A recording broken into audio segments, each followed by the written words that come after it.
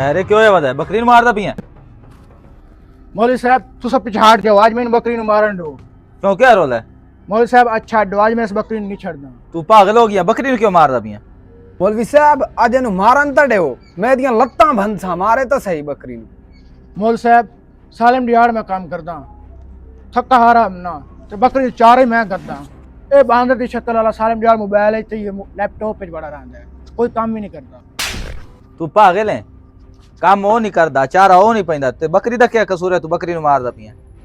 मौलवी साहब अगर आज इस बकरी नू मारा तो मैं एदियां लत्तां भंन छड़सा ते एदे गुर्दे वेच आसा ते जा ते एक माज ले आसा इस बकरी च मैं ही 10,500 रुपया पाया। तू सब पागल हो गया ने दूए फिर आपस से लड़सो पूरा साइड दो तो मैं फैसला करना।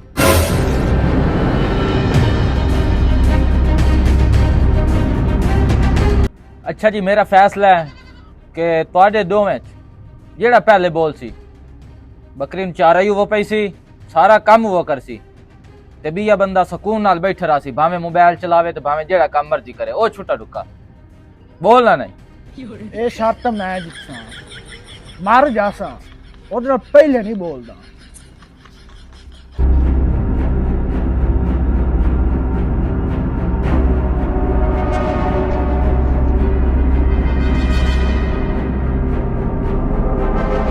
ਇਹਨੂੰ ਕਿਉਂ ਹੋਇਆ ਪਿਆ ਇਹ ਹਲਕਾ ਫੁਲਕਾ ਨਹੀਂ ਪਿਆ ਲੱਗਦਾ ਬਿਮਾਰ ਤਾਂ ਨਹੀਂ ਹੋਇਆ ਪਿਆ ਮੈਨੂੰ ਲੱਗਦਾ ਸੁੱਤਾ ਪਿਆ।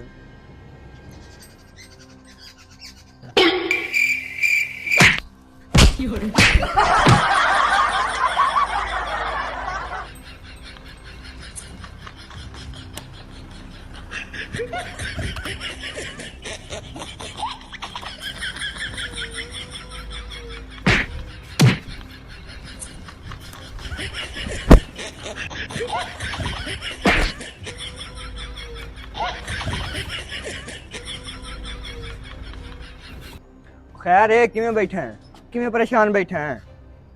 ओ यार मैं बड़ा परेशान बैठा हूँ बकरी दा रौला आई ते मौलवी साहब फैसला कीता भाई जेड़ा बंदा पहले बोला वो बकरी दी कीती करसी ते मैनू पता मेरा बिरा मर गई सी ते वो पहले बोलदा नहीं। अच्छा हाँ चलो जा यार उन्हें वेखिया है पानी उन दितिया मत अच्छा। छाड़ा हो ते बोल पवे चलो दे ना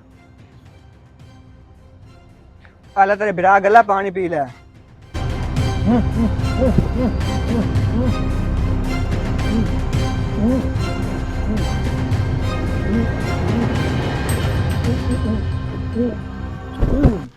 अच्छा लगता है आधा पानी पी लिया।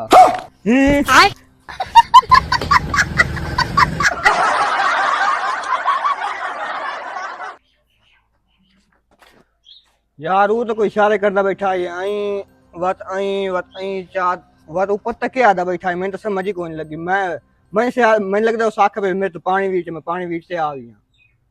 और मैनू लगदा वो आधा पिया भाई घर कोई आया वद ओ यार मैं जावा वे खावा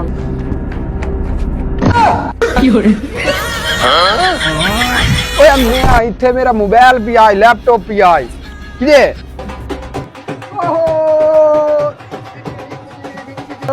आज तो बाद बकरी की खिदमत तू करनी है तू पहले बोला